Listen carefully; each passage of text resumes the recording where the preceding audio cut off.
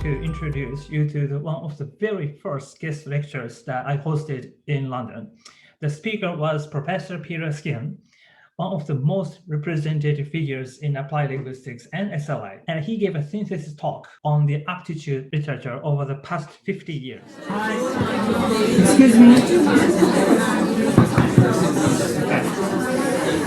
Can I have attention, please? Yeah. So thank you so much for coming to our Berkeley public lecture series again. And my name is Kazuya Saito. I'm a lecturer at Berkeley. And this is our first one, so I'm very excited about this event. And thank you so much for coming tonight. And all right, so let me introduce tonight's guest lecturer, Peter Skehan. We're very lucky to have Peter as our guest lecturer, as he's one of the most representative figures in the field of applied linguistics and second language acquisition. And he's going to give us an update on his theories on aptitude and SLA, and one of the most hotly debated topics in the field right now. And Peter is currently an honorary research fellow at Berkeley, and he previously taught as professor at various universities, many parts of the world, including Institute of Education, University, King's College, City University of Hong Kong, University of Auckland. And he is interested in second language acquisition, especially task-based learning and teaching, and language aptitude. And he has published a number of books and edited volumes and articles in top-tier journals such as Applied Linguistics, Studies in Second Language Acquisition, Language Teaching, to name a few. And but in particular, one of his representative work, the book entitled A Cognitive Approach to Language Learning, has won numerous book awards. As of today, I checked this morning, he has been cited 5,927 times in many academic papers, according to Google Scholar. And based on Peter's tremendous contribution to the field, very recently Peter received the Distinguished Achievement Award from the Association of TBLT. But last but not least, our head of the department, Boena, asked me to emphasize this very explicitly. He, Peter, such a great figure, obtained a PhD where? Berkeley. So he is a role model, not only for me, but also for everybody, right? Ladies and gentlemen, are you ready? Please welcome Peter Skehan.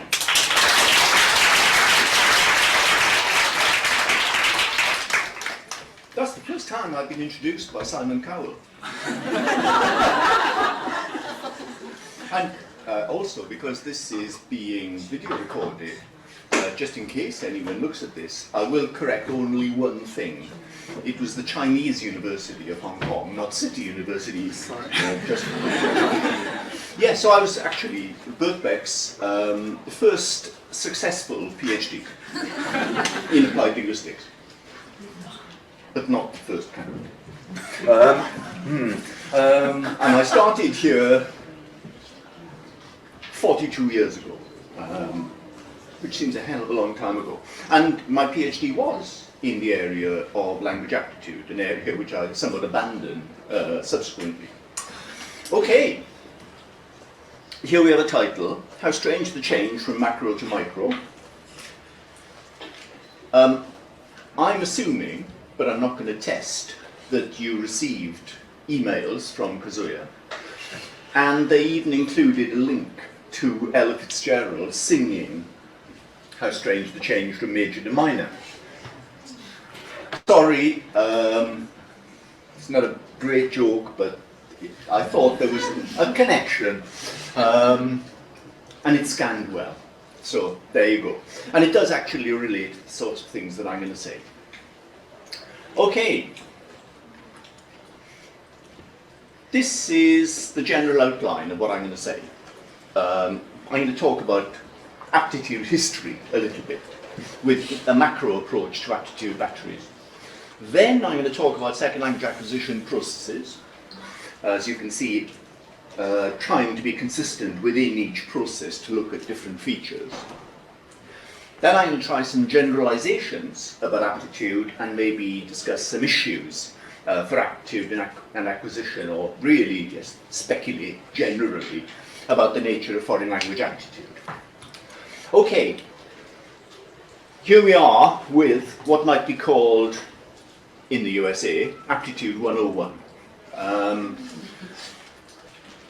The research that underpins this was done in the 50s and 60s, principally by somebody called Jack Carroll.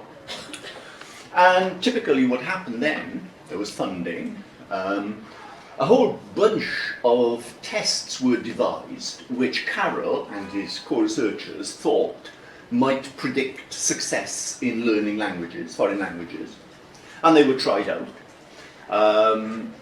And from the tests which were tried out, tests which appeared to duplicate one another were removed as redundant, and equally the only non-redundant tests which were retained were the ones which predicted success in a course of foreign language instruction. Carroll, I think, importantly, also was at pains to say very regularly that aptitude, he thought, should not be used to select or deselect people. But the purpose of aptitude testing when related to success in foreign language learning was to predict the amount of time different aptitude people would take to get to a certain level of a certain criterion. So, I just feel I should say that on his behalf. Okay, he came up with a four-part theory of foreign language aptitude, which you can see deals with sound, deals with language as pattern, and deals with memory. Phonemic audibility, ability to handle unfamiliar sound so that it can be retained.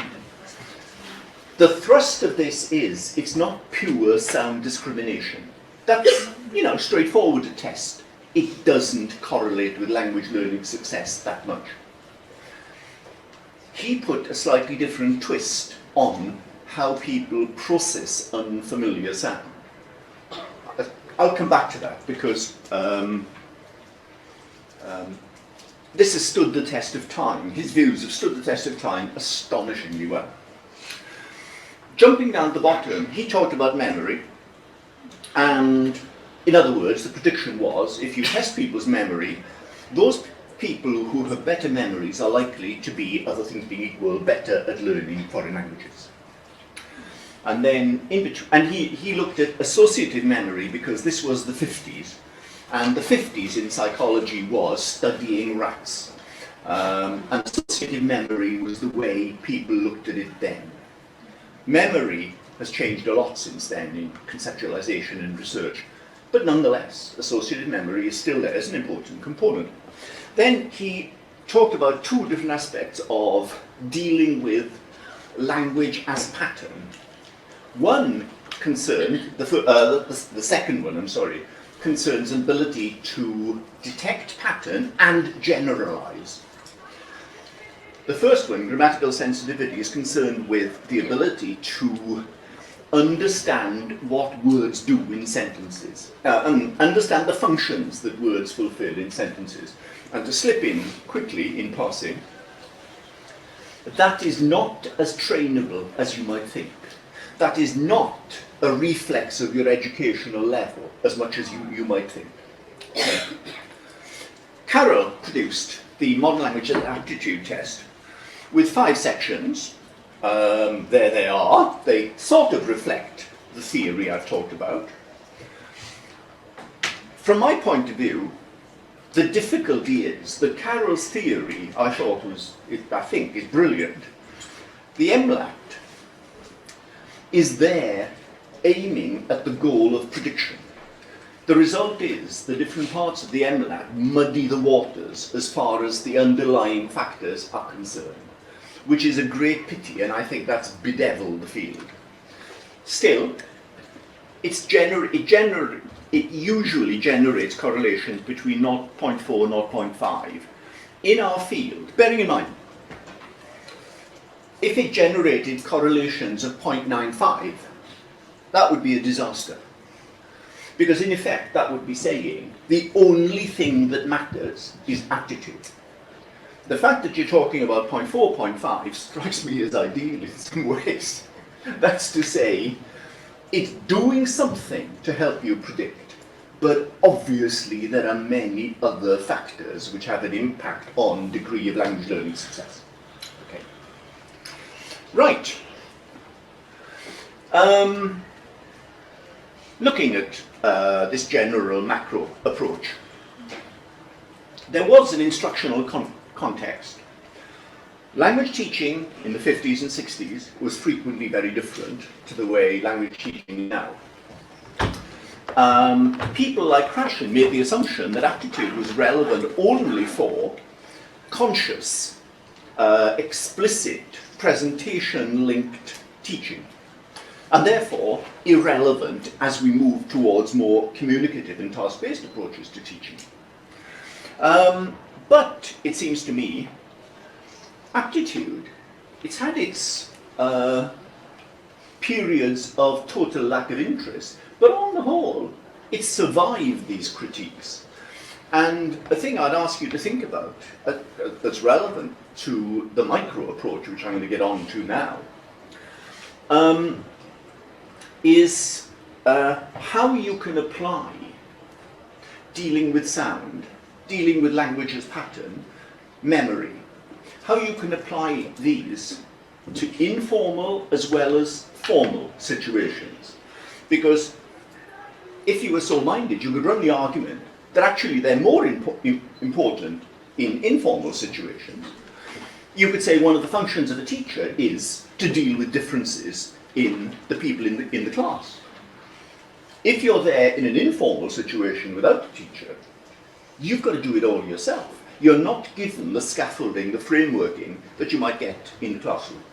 So you could argue it both ways, is as far as I want to go. Okay,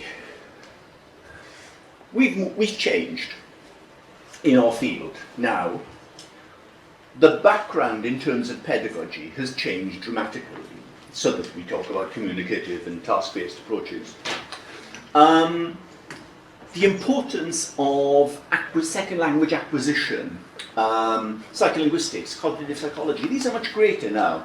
And so they have a more central place in our field. And especially in that respect, a lot of people have been interested in the way working memory, short-term memory, has an impact on language processing and language acquisition. Okay. The broad question at the bottom in yellow is, does this have implications for language aptitude research? And perhaps I should slip in that a sub-theme of what I'm talking about, I think, is Krashen effectively marginalized aptitude. In fact, I would want to argue that aptitude shouldn't be marginalized, shouldn't be regarded as a sort of technical way of making nifty predictions. I want to argue that it's right at the center of things in second language acquisition, and even, if I have time at the end, that it connects with some lofty issues in our field about the nature of language and the nature of language learning. Okay, so obviously, could these have implications for aptitude research? Yes, is the way I look at it. Right. Okay. Never use short words when you've got long words available, obviously. It seems to me, in looking at second language acquisition, you can talk about a whole bunch of processes that might be important. Notice down at the bottom, I've got the qualification that although you have these processes, different parts of a developing interlanguage system will be at different points, and different stages will have greater importance. There may be stuff that's fairly well understood and well learned, where the challenge is automatization. But there may be newer language where the issues are much more connected with noticing or pattern identification. So bear that in mind. this kind of implies a total sequence for one bit of an interlanguage system. And I'm sure you've read it now. Right, this is the same, except I made it difficult to read slightly. But what I want to emphasize is, if you, sorry to irritate you, if you go back to that entire sequence, one thing comes after another, definition of history that, as they said in the History Boys. But it's useful to segment the whole list into three broad areas, which I've got as handling sound, handling pattern, and proceduralizing, automatizing. You might, at this point, want to relate Carroll's three big components to these three areas: handling sound, handling pattern, and then changing memory, if you like, proceduralizing, automatizing. So in the first case, I've got input processing and noticing. In the second case, handling pattern, I've got identifying patterns, generalizing, complexification, restructuring, integration, handling feedback.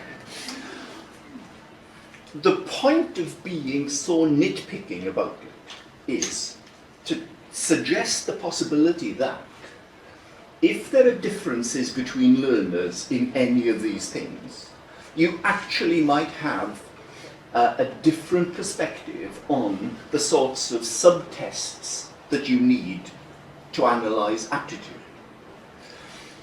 The tests which exist at the moment, particularly the MLAT is, you know, the most dominant, have a very broad brush approach. And so the interesting question is, would it be worthwhile to be finer grained in the way you look at acquisitional processes as a basis for thinking about how an aptitude test might be structured? Okay. Right. So, and yes, I anticipated this slide basically. So I'm going to look at those processes and going to relate them to aptitude tests, possibly consider whether there should be new aptitude tests in that area, talk about any relevant evidence, and also consider, is there a formal, informal, explicit, implicit, declarative, procedural connection that might be made, because that fits in with some of the research which has been done. Okay. Okay. Input processing, first of all. My downfall as a language learner, I think. What goes on with input processing? You need to hold auditory material in working memory. So for a start, a larger working memory, you would think, would be an advantage. Not just that, but in working memory, it's not simply the span of how much you can hold there that's important, but how quickly you can perform operations upon that. Because what's in working memory can be the spotlight which connects with long-term memory, transforms long-term memory. So not simply how big it is, but how fast you can operate upon the contents that are there. Okay. And also possibly any preliminary analysis that you can make of what's in working memory, in the input that you're working with. Okay, phonemic coding ability is obviously concerned with this issue. And I think it's amazing the way Carroll was like way ahead of his time in analysing an ability to deal with sound in this way. It seems to me he was actually concerned with verbal working memory and the way in which people can handle verbal working memory when the actual material is unfamiliar. So phonemic is very close. There's a mention there of Llama D, an aptitude test which some people here might have come across, freely available. Go to the Swansea Lognostics website, you can have it. You can research with it. Totally unvalidated. That doesn't bother anybody. So the interesting thing then is that from macro studies, there's a lot of evidence that phonemic coding ability links as an effective predictor, a low but effective, consistent predictor of success in foreign language learning.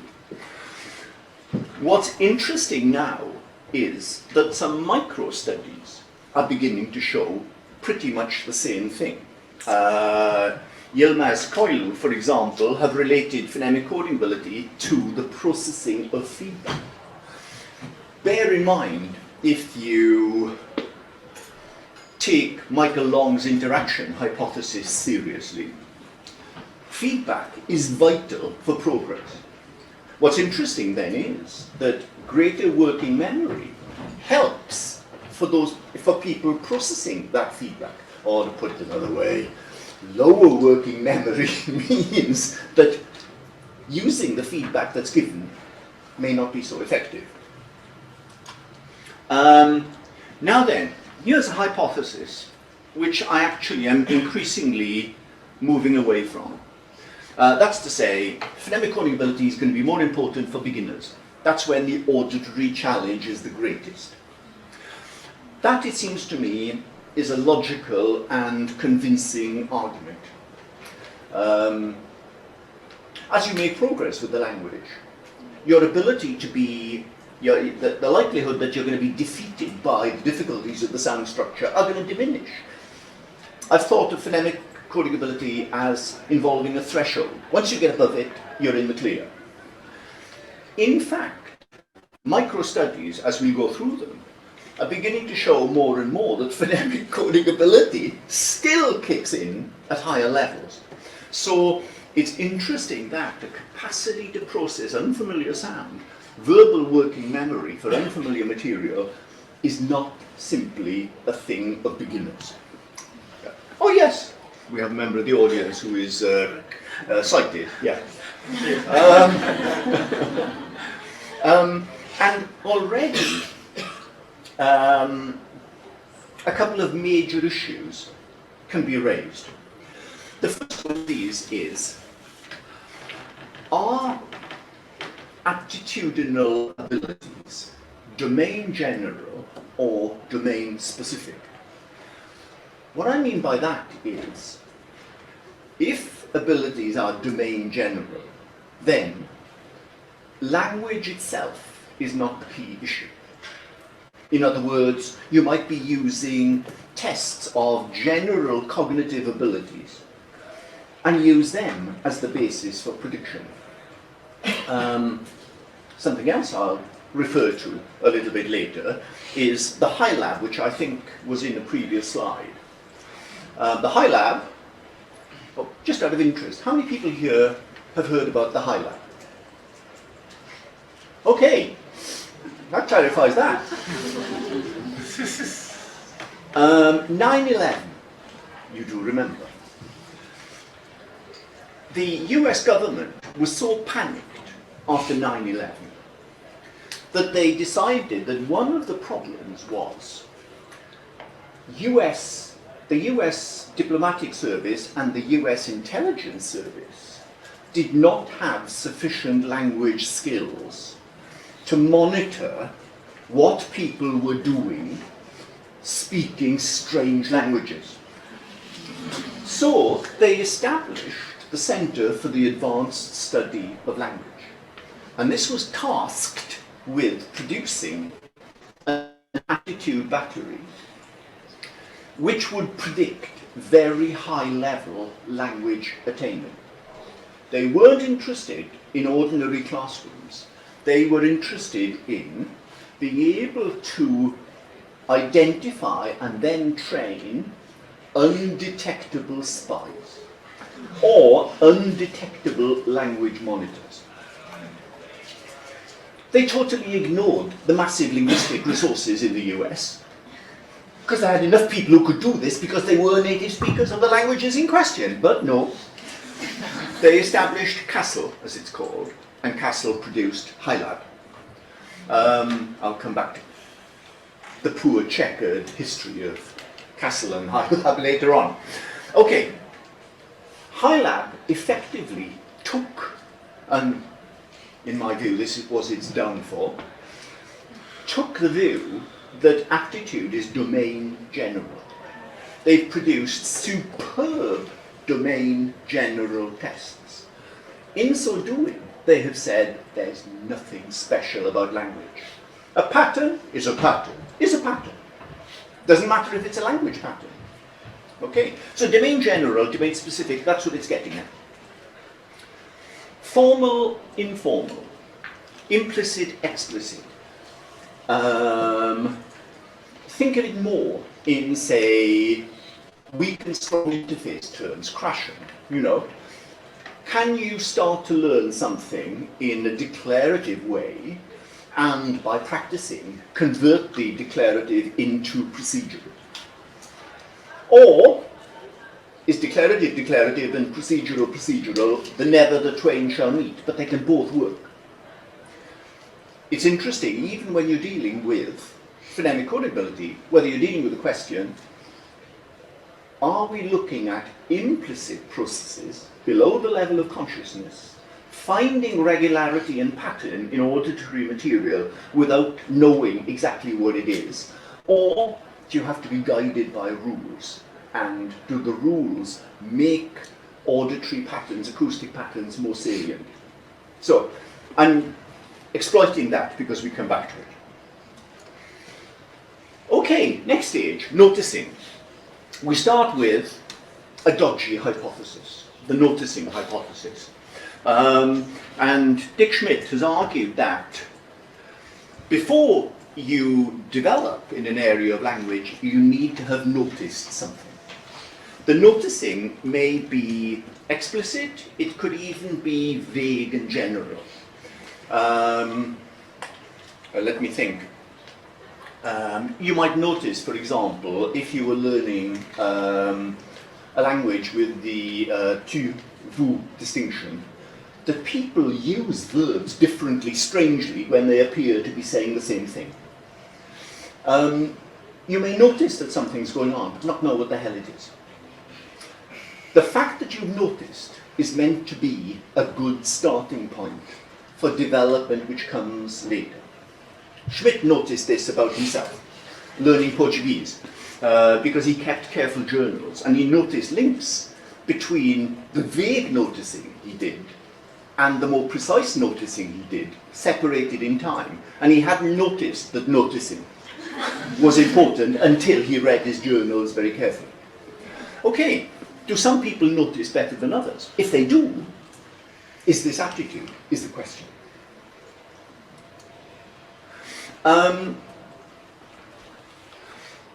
You could actually relate this, again, to working memory. More material in working memory gives you more chance to notice things. More material in working memory gives you more chance to link what's in working memory to what's in long-term memory. So it's possible that working memory and phonemic codability have their impact on the way in which some people are more likely to notice something in language, and the noticing then leads to fruitful development later. Okay. There's not much evidence, direct evidence of this. More evidence of other things later. McDonough and Kim have shown that there are individual differences in response to priming. That's to say, when people were primed with the use of the passive, there was variation in how susceptible different people were to this priming. That might lead you to think that a test of priming would be a good component of an aptitude test battery. That's what the HiLAB later. Okay. Pattern identification. Noticing something is one thing. Noticing is likely to be local, possibly trivial. Pattern identification is likely to be larger scale and show you how the language is arranged to some extent, show you regularity, organization in the language that you've got. We're not dealing simply with sound or noticing, but with processing more sizable chunks of language and seeing regularity there. Okay, small thing down at the bottom. You can distinguish between pattern making, pattern identification, and generalizing with a pattern. And an example that I'll give is, suppose you've got somebody who works out aspects of case marking in a language. I'll say Russian, because that's where I'm going in a moment. That's fine. The question then is, how can you extrapolate from a particular pattern to a much larger corpus of material? I used to think they were the same thing. But what's interesting is research done by Kempe and Brooks, who pursued exactly this with Russian, and with case marking in Russian. And they found that an inductive language learning test predicted capacity to identify pattern, but did not predict capacity to generalize the pattern. Generalizing the pattern was predicted by a culture fair IQ test. To go back to domain specific and domain general, the pattern identification was domain specific. The generalization was domain general, which took me by surprise and really is an interesting twist on the nature of aptitude, I think. Pattern identification, there have been a lot of research studies which have shown in a micro way, with very careful, controlled groups focusing on particular structures. Peter Robinson, Rick de Graaf, Rosemary Erlen, wide range of different structures, and they've been able to show that higher aptitude people are better at identifying patterns in material, whether it's explicit or implicit. As a thought here, it means for many people there are implications for research designs, because if you're exploring learning of different patterns, some sense of aptitude might be relevant to your research design. If you don't know the aptitude levels of the participants in your study, there could be some very nasty error variants kicking around there that could mess you up. Okay. Right, I tried to make a big thing about complexification, extending, restructuring, integrating. That's to say, getting a pattern, generalizing it, great, but there's more to language learning than that. What you think is a pattern may be part of something bigger. Or it might need to be reorganized because it's half right, but not totally right. There may be a larger system. You might have different systems that you think you've got cold, which you need to bring together into a larger system. So language is complex. What you need to do after you have identified a pattern may still be, quite extensive. Okay. I'll put examples of these, but I think, for reasons of time, and because you are all speed readers, I will go on.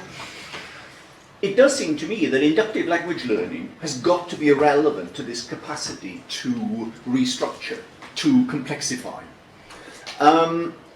In fact, in Hong Kong, I produced a test which I thought would link with some of these things, with Erica Chan, a research assistant of mine.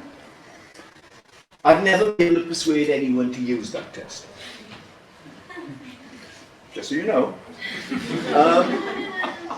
Once again, Robinson de Graaf have been very good at showing how inductive language learning connects with complexification, with restructuring and so forth.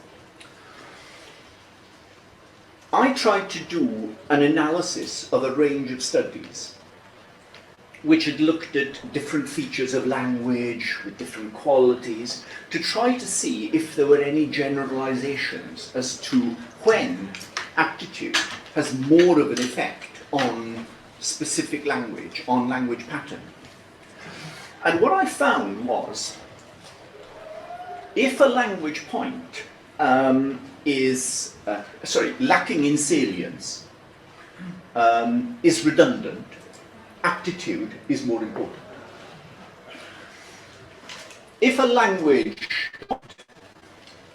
knocks you over the head with its obviousness and is important, and if you don't understand it, communication has a problem, aptitude is less important.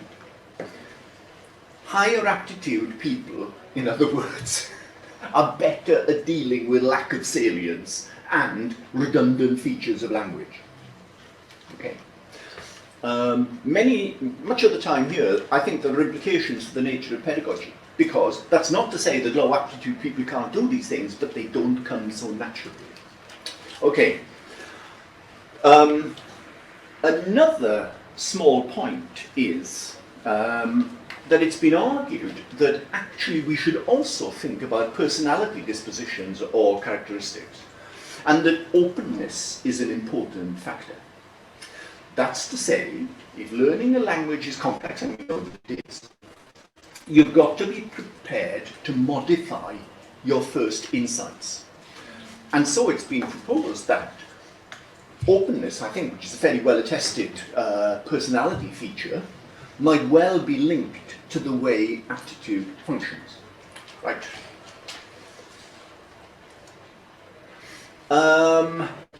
Handling feedback, which we talked about a little bit. The interaction hypothesis claims this is the holy grail. Other people, Pauline Foster among them, believe that it's absolute, fill in the word yourself. But it's got to be negative. So is there a chance that aptitude differences lead to differences in capacity to benefit from feedback? Okay. Interestingly, this is probably the best area where aptitude stuff has shown things as far as micro studies are concerned, focused studies of particular things. I also looked at aptitude when I was trying to do a broad view of a range of aptitude studies. And what was interesting there was that inductive language ability linked with capacity to deal with, to profit from explicit feedback. It did not help with implicit feedback. In contrast, working memory helped when it was implicit feedback. Explicit feedback, very clear explanation why you were wrong. Implicit feedback, more along the lines of recasting or pardon or something. So each benefited from some aspect of aptitude, but different aspects. Okay, and a whole range of studies, as you can see there. And yes, Yilmaz and Coyle I'll mention again. Phonemic coding ability links with feedback, and really feedback is a sort of well beyond the beginning, and so it still has a role to play. Okay. And also, I think, so I can't resist saying, so it's interesting that aptitude has relevance for implicit and explicit. That's something we have to come back to, I think. Okay. Yes, and repeating myself, aptitude is more important for feedback when the focal point has lower salience, is redundant, and for implicit, also for implicit, aptitude is more helpful when there are complex L1, L2 relationships. So it seems to me the subtlety of the connections that are involved here goes well beyond the sort of blunderbuss macro approaches that we've had so far in the field. Right.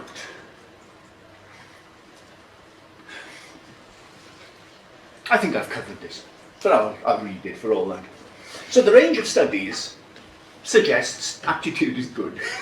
when we look at it in a micro perspective. There are too many hits to say that it doesn't work at least a bit. There's a huge amount of research that could now be done. It sort of opens up possibilities for doing research, I think, for different stages of acquisitional processes, different language focuses, different types of entities, and lots of things which could be done to illuminate the broad picture.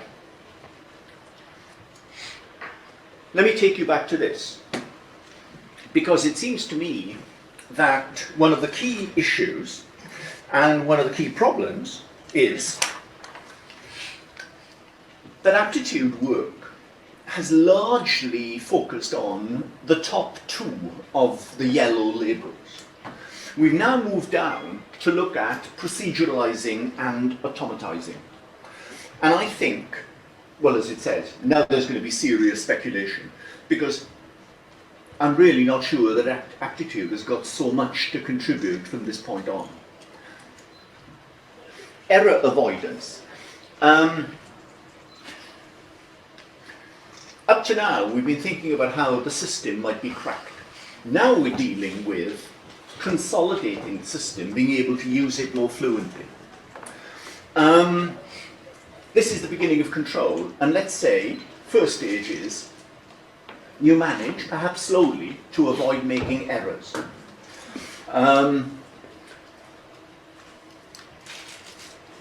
It would be interesting to see if there are aptitude linkages with the speed with which people are able to eliminate errors, even under unpressured conditions. I don't know of any studies. Not just to be able to avoid error, but to be able to speak at a rate which doesn't empty rooms because people are waiting next for your, does he come from Texas? I mean, it takes so long for this person to finish sentences. No. Can you produce language in real time at an acceptable rate? Can aptitude provide any indications? As far as I'm aware, well, maybe there are some. Granenia has explored Llama. Llama was written by a former lecturer at Berkeley, who went to Swansea, and that's where I think I said you can get hold of it. So, who knows, yes, most improbable thing. It's got 4 components. One of these, Granenia, measures implicit learning. So there's a possibility there.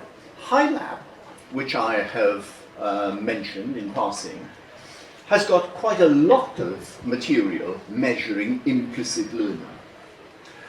Interestingly, it hasn't proved massively predictive. Let me start again. Llama D, the subtest that Granenia analysed, has shown some predictive value. HiLAB has not. HiLAB is domain general. Llama D is domain specific. So it's interesting there that we might have some possibilities in measuring capacity to automatize, capacity to learn implicitly. But a central issue might be, is it language or is it just learning in general? Yeah. So I think it's interesting. Just because a sense of completeness, even automatizing is not enough. If your goal is to become a fluent speaker of a language and even possibly accepted as getting close to being a native speaker, do you make the same sort of choices as a native speaker would? Do you have a repertoire of speech which sounds native-like in terms of lexical choices that you make to express meanings? And beyond that, can you, as it were, chunk up the language that you're learning? You're not computing and creating sentences a la Chomsky, but in fact are able to draw upon prefabricated chunks, patterns, which are relatively fixed. if you do so, you're far more likely to sound native-like, because as Pauline Foster has demonstrated, native speakers do it all the time. It involves what I've called a sort of dual coding. That's to say, you could produce language on the basis of rule, but if you can produce ready-made chunks, it saves processing time enormously. I can generalize from the last 4 slides and say I think all of them involve a capacity to produce language fluently and easily. You're more likely to be dealing with implicit or procedural processes. Aptitude stuff is only scratching the surface. It seems to me HiLAB valiantly tried. It's been interesting that it wasn't, the way they looked at it anyway, a success. It's one of the puzzles for the field. Would they have done better if they produced tests which involved language more prominently? That's one possibility. But they set themselves a very high challenge. The obvious thing, if you're going to validate an aptitude test, is to find a group who are as heterogeneous as possible. That will maximize the correlations between your aptitude test and achievement. HiLAB, nobly, because they were after spies, didn't want to do that. So they were, their measure of success was, did the test distinguish between very good learners and very, very, very good learners? When that was their criterion, their results were not massively impressive. But it seems to me the tests they produce might well work effectively in other circumstances. So Aptitude hasn't done well with predicting automatization, proceduralization, but maybe we know enough to design more research studies to get more success. But it's a great challenge and a sort of open area for us. Right. Well, yeah, let's have a look. So we started with the 4-factor view and macro approaches. Aptitude now is making contributions with micro-learning processes, and it's got considerable promise for the future. Yes, the focus is noticing and pattern recognition. Deeper acquisitional processes, restructuring perhaps, to an extent, but very much control. There's huge potential there. Aptitude tests themselves. I wonder what Carroll would think about the enduring success of the MLAB. It would gratify him, probably astonish him as well. Here we are still using the MLAB. Llama, I think I mentioned. Llama is a direct reinterpretation of the MLAB. Well, reasonably direct. There are some interesting differences. It's computerized, free, all that sort of stuff, but it's the MLAB, basically. HiLAB was the most innovative, alternative approach. But basically, the MLAT is still a good choice if you want to use an aptitude tester. I'm astounded, because it's now over 60 years old. And so I think there's an interesting research agenda there which could follow these lines of inquiry and I think be productive and be successful. Right. Yes, I've said these things. If HiLAB had done it differently, but they never asked me, I think they could have been successful. Actually, I can't resist telling you a story in that respect, because somebody I know very slightly, an American applied linguist called Fred Ekman, was a phonologist. And he fancied, for some reason, he fancied working in Kassel. But to work in Kassel, you've got to have security clearance. By the way, one person who got security clearance and worked in Castle was Edmund Snowden. I kid you not, he worked in Castle. Fred Ekman, poor Fred, wanted to work there, and so he had to take, this being the USA, lie detector tests. In order to get clearance to work in Castle, you've got to pass lie detector tests. Fred failed. And he said, well, I don't know why I failed. I was telling the truth. And they would ask him questions like,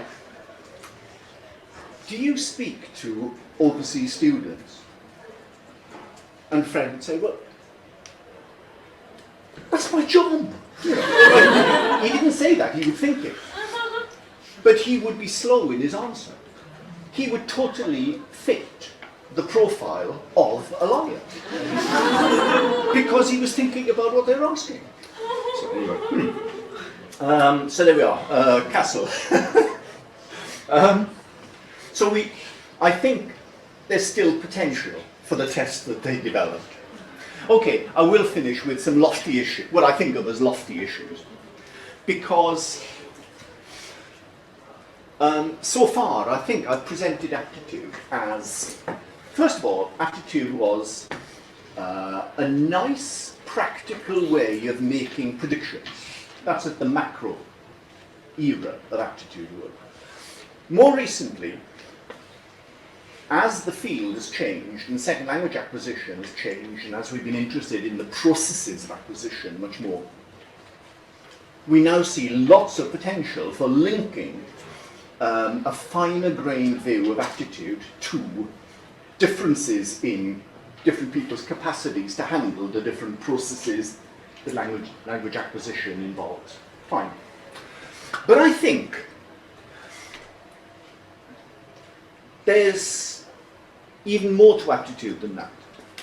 I hinted a few minutes ago that if you're doing a research study for the first time now, for the first time for many years, you have no choice but to think, is aptitude relevant to my study?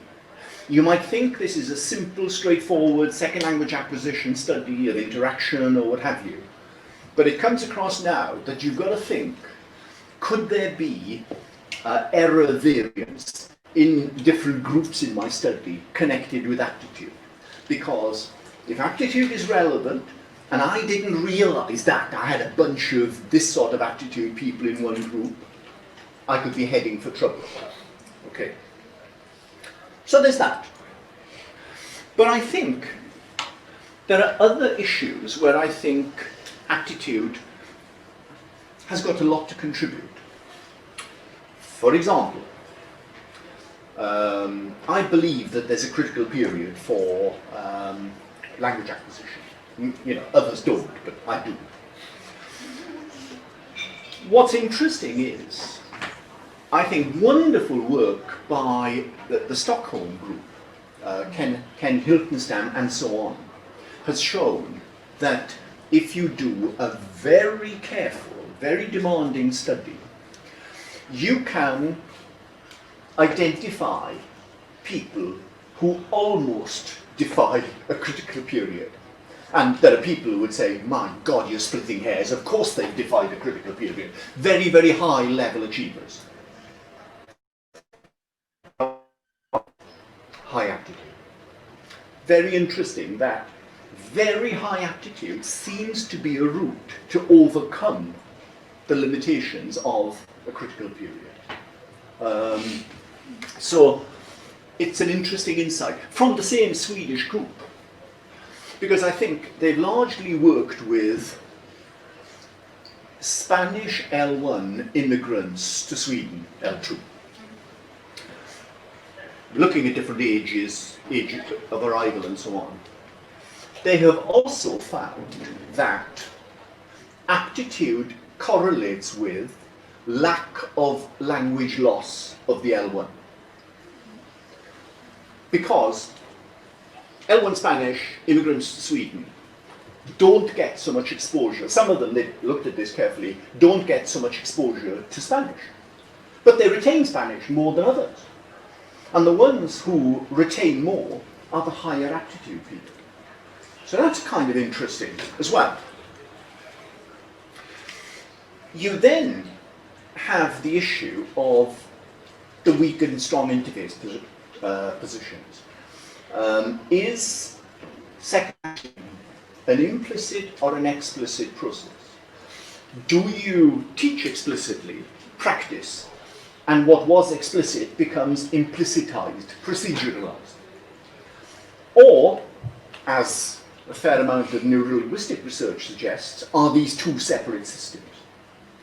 It seems to me that if you're dealing with underlying language learning abilities, and if there are two systems, as Michael Ullman, I think, argues, it would be interesting to use that as a structure for the development of aptitude tests, because it might mean you need to think about explicit learning oriented aptitude tests and implicit learning aptitude tests. So researching with aptitude could be providing a perspective on the underlying nature of what language learning is. Okay. And as a final thing, I don't know if you've come across the literature on hyperpolyglots. What a word. These are people who can speak many languages and have learned languages, when they learn languages, learn them relatively quickly. So we're not talking about Nick Clegg here, in the way he goes round saying, well, I can speak Dutch, all these things. No, we are talking about 10, 12 or more languages. A fascinating book by Michael Erard recently on hyperpolyglots.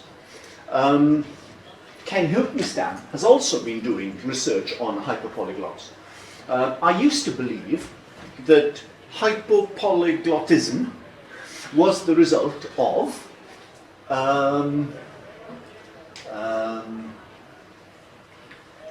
disorders of testosterone during pregnancy. That is known as the Geschwind hypothesis. And it had some, it's not untrue, actually. That's to say, if your mother is bearing you, there is, and it happens, a flood of testosterone, you are likely to be a much better language learner. Not language as pattern, but language as memory. What's been interesting from the hyperpolyglottism research is that's really not true in general. It's true for a few people, but not many people. What is more typical of hyperpolyglots is they are language obsessives. They're likely to have high, but not incredibly high, language aptitude. But language aptitude is important, but it's got to be allied with not simply motivation. It's an all-consuming obsession to learn languages. So once again, aptitude figures in looking at exceptional language learners. Okay. I think I'll finish at this point with that upbeat assessment of aptitude. Thank you.